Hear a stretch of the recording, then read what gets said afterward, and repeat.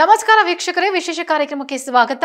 ನಾನು Sudha Gowda. Power star Puneeth Rajkumar ಅವರ ಅಭಿಮಾನಿಗಳಿಗೆ ಹಾಗೂ ಕನ್ನಡ ಚಿತ್ರರಂಗಕ್ಕಾಗಿ ಅವರ ಪತ್ನಿ Ashwini Puneeth Rajkumar PRK phantom application ಒಂದನ್ನ ಬಿಡುಗಡೆಗೊಳಿಸಿದ್ದಾರೆ.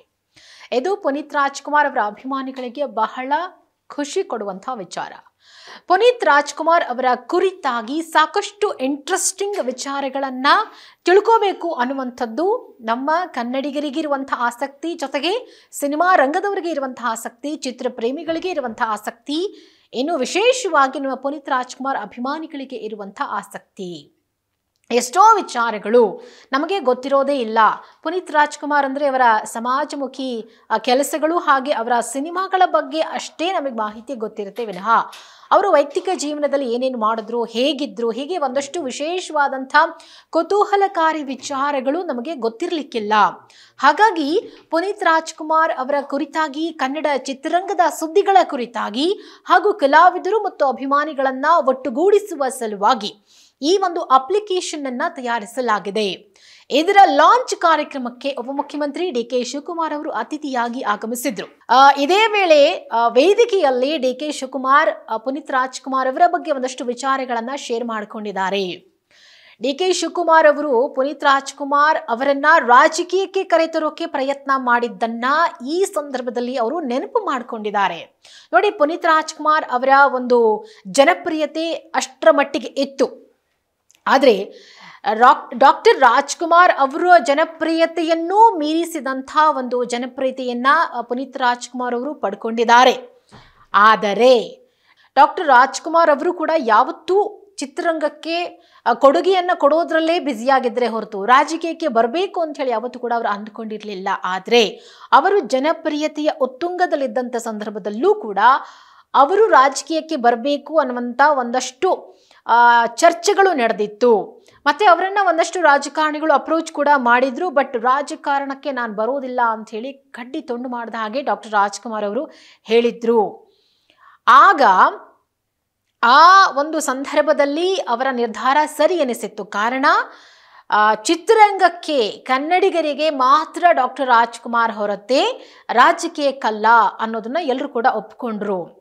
ಈಗ ಮತ್ತೊಮ್ಮೆ ಪುನೀತ್ ರಾಜ್ಕುಮಾರ್ ಅವರು ಕೂಡ ಅದೇ ಹಾದಿಯಲ್ಲಿ ಸಾಕ್ತಾ ಇರುವಂಥ ಸಂದರ್ಭದಲ್ಲಿ, ಅವರ ಜನಪ್ರಿಯತೆಯ ಉತ್ತುಂಗದಲ್ಲಿರುವಂಥ ಸಂದರ್ಭದಲ್ಲಿ ನೀವು ರಾಜಕೀಯಕ್ಕೆ ಬನ್ನಿ, ನೀವು ಬಂದರೆ ಇನ್ನೊಂದಷ್ಟು ಕೆಲಸಗಳು ಆಗತ್ತೆ, ಮತ್ತು ರಾಜಕೀಯವಾಗಿಯೂ ಕೂಡ ಬೆಳಿಬಹುದು, ರಾಜಕೀಯವಾಗಿಯೂ ಕೂಡ ನೀವು ಸೇವೆ ಮಾಡಬಹುದು ಅನ್ನುವಂಥ ಒಂದಷ್ಟು ಅಪ್ರೋಚ್ಗಳು ಪುನೀತ್ ರಾಜ್ಕುಮಾರ್ ಅವ್ರಿಗೂ ಕೂಡ ಬಂದಿತ್ತು. ಅದನ್ನು DK ಶಿವಕುಮಾರ್ ಅವರೇ ಅಪ್ರೋಚ್ ಮಾಡಿದ್ರಂತೆ ಪುನೀತ್ ರಾಜ್ಕುಮಾರ್ ಅವರಿಗೆ. ಆದರೆ ಆ ಸಂದರ್ಭದಲ್ಲಿ ಪುನೀತ್ ರಾಜ್ಕುಮಾರ್ ಅವರು ಅದನ್ನ ಅಕ್ಸೆಪ್ಟ್ ಮಾಡ್ಕೊಂಡಿರಲಿಲ್ಲ. ಇಲ್ಲ, ನಾನು ರಾಜಕೀಯಕ್ಕೆ ಬರಲ್ಲ ಅಂತ ಹೇಳಿ ಪುನೀತ್ ರಾಜ್ಕುಮಾರ್ ಅವರು ಕೂಡ ಹೇಳಿದ್ರಂತೆ. ಅದಾದ ಬಳಿಕ ಅಶ್ವಿನಿ ಪುನೀತ್ ರಾಜ್ಕುಮಾರ್ ಅವ್ರಿಗೂ ಕೂಡ ರಾಜಕೀಯಕ್ಕೆ ಆಹ್ವಾನ ಕೊಟ್ಟಿದ್ರಂತೆ. ಯಾರು? DK ಶಿವಕುಮಾರ್ ಅವರು. ಅಂದರೆ ಈಗ ರೀಸೆಂಟ್ ಆಗಿ ಕೊಟ್ಟಿದ್ದಾರೆ. ಬಟ್ ಆಗಲೂ ಕೂಡ ಪುನೀತ್ ರಾಜ್ಕುಮಾರ್ ಅವರು ದೇವರು ನಮಗೆ ವರವನ್ನೂ ಕೊಡೋದಿಲ್ಲ, ಶಾಪವನ್ನೂ ಕೊಡೋದಿಲ್ಲ, ಅವಕಾಶ ಮಾತ್ರ ಕೊಡ್ತಾನೆ. ಆ ಅವಕಾಶದಲ್ಲಿ ಅರ್ಥಪೂರ್ಣವಾಗಿ ಅಪ್ಪು ಅವರು ಬದುಕಿ ಹೋದ್ರು ಅಂತ ಹೇಳಿ ಆ ಒಂದು ಸಂದರ್ಭದಲ್ಲಿ ವೇದಿಕೆಯಲ್ಲಿ DK ಶಿವಕುಮಾರ್ ಅವರು ಪುನೀತ್ ರಾಜ್ಕುಮಾರ್ ಅವರನ್ನ ಹೊಗಳುತ್ತಾರೆ. ಅವರನ್ನ ಹೊಗಳೋದ್ರ ಮುಖಾಂತರ ಅಶ್ವಿನಿ ಪುನೀತ್ ರಾಜ್ಕುಮಾರ್ ಅವರನ್ನು ಕೂಡ ನಾನು ರಾಜಕೀಯಕ್ಕೆ ಬನ್ನಿ ಅಂತೇಳಿ ಆಹ್ವಾನ ಕೊಟ್ಟಿದ್ದೆ. ಆದರೆ ಅವರು ಕೂಡ ಅದನ್ನ ನಯವಾಗಿಯೇ ತಿರಸ್ಕರಿಸಿದ್ದಾರೆ. DK ಶಿವಕುಮಾರ್ ಅವರು ಪುನೀತ್ ರಾಜ್ಕುಮಾರ್ ಅವರ ಸಾವಿನ ಬಗ್ಗೆ ಕೂಡ ಮಾತನಾಡಿದ್ರು. ಯಾರ ಕೈಯಲ್ಲೂ ಕೂಡ ಇಲ್ಲ ಸಾವು ಅನ್ನುವಂಥದ್ದು. ಅಪ್ಪುಗೂ ನನಗೂ 15 ವರ್ಷದ ಪರಿಚಯ, ಇಬ್ಬರು ಕೂಡ ಅಕ್ಕಪಕ್ಕದ ಮನೆಯಲ್ಲೇ ಇದ್ವು, ಒಟ್ಟಿಗೆ ಜಿಮ್ಗೆ ಹೋಗ್ತಾ ಇದ್ವು, ಆತನ ಕೈಯಲ್ಲಿ ಏನೂ ಇರಲಿಲ್ಲ, ಆದರೆ ಕೊನೆ ಕ್ಷಣದಲ್ಲಿ ಧರ್ಮ ಪತ್ನಿಯ ಜೊತೆ ಕಾಲ ಕಳೆದು ಹೋದ್ರು ಅಂತ ಹೇಳಿ ಅವರನ್ನ ಅವರು ಈ ಒಂದು ಸಂದರ್ಭದಲ್ಲಿ ನೆನಪು ಮಾಡಿಕೊಂಡಿದ್ದಾರೆ. ಚಿಕ್ಕ ವಯಸ್ಸಿನಲ್ಲೇ ದೊಡ್ಡ ಮಟ್ಟದ ಕೊಡುಗೆಯನ್ನ ಕೊಟ್ಟು ಹೋಗಿದ್ದಾರೆ ಪುನೀತ್ ರಾಜ್ಕುಮಾರ್. ಇನ್ನು ಅಪ್ಪುಗೆ ರಾಜಕೀಯಕ್ಕೆ ಬಾರಪ್ಪ ಅಂತೇಳಿ ಹಲವು ಬಾರಿ ಚಾಕ್ಲೇಟ್ ಕೊಟ್ಟಿದ್ದೆ, ಚಾಕ್ಲೇಟ್ ಕೊಟ್ಟು ನಾನು ಅವ್ರನ್ನ ಕರೆದಿದ್ದೆ, ಏನೇನೋ ಮಾಡಿದ್ರು ಕೂಡ ಆ ಚಾಕ್ಲೇಟ್ ಯಾವುದಕ್ಕೂ ಅವರು ಒಪ್ಪಲಿಲ್ಲ.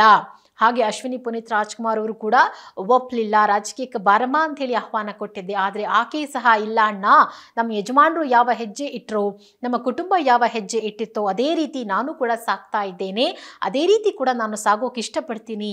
ಈ ವಿಷಯವನ್ನ ನಾನು ಎಲ್ಲಿ ಕೂಡ ಹೇಳಿಲ್ಲ, ಇಲ್ಲಿ ಹೇಳ್ತಾ ಇದ್ದೇನೆ ಅಂತ ಹೇಳಿ ಡಿ ಕೆ ಶಿವಕುಮಾರ್ ಅವರು ಅಶ್ವಿನಿ ಪುನೀತ್ ರಾಜ್ಕುಮಾರ್ ಅವರು ಯಾವ ರೀತಿಯಾಗಿ ಈ ಒಂದು ರಾಜಕೀಯದ ಆಫರ್ ಅನ್ನ ರಿಜೆಕ್ಟ್ ಮಾಡಿದ್ರು ಅನ್ನೋದನ್ನ ಈ ಸಂದರ್ಭದಲ್ಲಿ ಹೇಳ್ಕೊಂಡಿದ್ದಾರೆ. ಅದಕ್ಕೆ ಅಲ್ವಾ ಸಿನಿಮಾ ರಂಗದಲ್ಲಿರುವಂಥವರು ಸಿನಿಮಾ ರಂಗದಲ್ಲೇ ಇದ್ದು ಸಾಧನೆ ಮಾಡಿದ್ರೆ ಅವರು ಅಲ್ಲಿಗೆ ಮೀಸಲಾಗಿರ್ತಾರೆ. ಆದರೆ ಬೇರೆ ಬೇರೆ ಭಾಷೆಗಳಲ್ಲಿ ಸಿನಿಮಾ ರಂಗದಲ್ಲಿ ಇದ್ದಂಥವ್ರು, ಉತ್ತುಂಗ ಸ್ಥಾನದಲ್ಲಿದ್ದಂಥವರು ಕೂಡ ಕೊನೆಗೆ ರಾಜಕೀಯಕ್ಕೆ ಬಂದು ಅಲ್ಲಿ ಸಕ್ಸಸ್ ಅನ್ನು ಕಂಡಿದ್ದೂ ಇದೆ.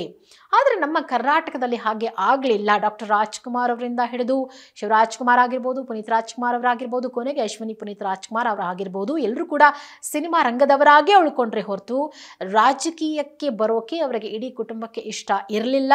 ಅದು ಇನ್ಮುಂದೆಯೂ ಆಗೋದು ಬೇಡ ಅನ್ನುವಂಥ ಒಂದು ಮೆಸೇಜ್ ಅನ್ನ ಈ ಮೂಲಕ ಕೊಟ್ಟಿದ್ದಾರೆ. ಸೊ ಇನ್ನ ನಾವು PRK ಪ್ಯಾಂಡಮ್ ಆ ಒಂದು ಅಪ್ಲಿಕೇಶನ್ ಮೂಲಕ ಪುನೀತ್ ರಾಜ್ಕುಮಾರ್ ಅವರಿಗೆ ಸಂಬಂಧಪಟ್ಟಂತಹ ಚಿತ್ರರಂಗದ ಒಂದು ಸುದ್ದಿಗಳಿಗೆ ಸಂಬಂಧಪಟ್ಟಂತಹ ಮತ್ತೆ ಕಲಾವಿದರಿಗೆ ಸಂಬಂಧಪಟ್ಟಂತಹ ಸುದ್ದಿಗಳನ್ನ ತಿಳ್ಕೋಬಹುದು.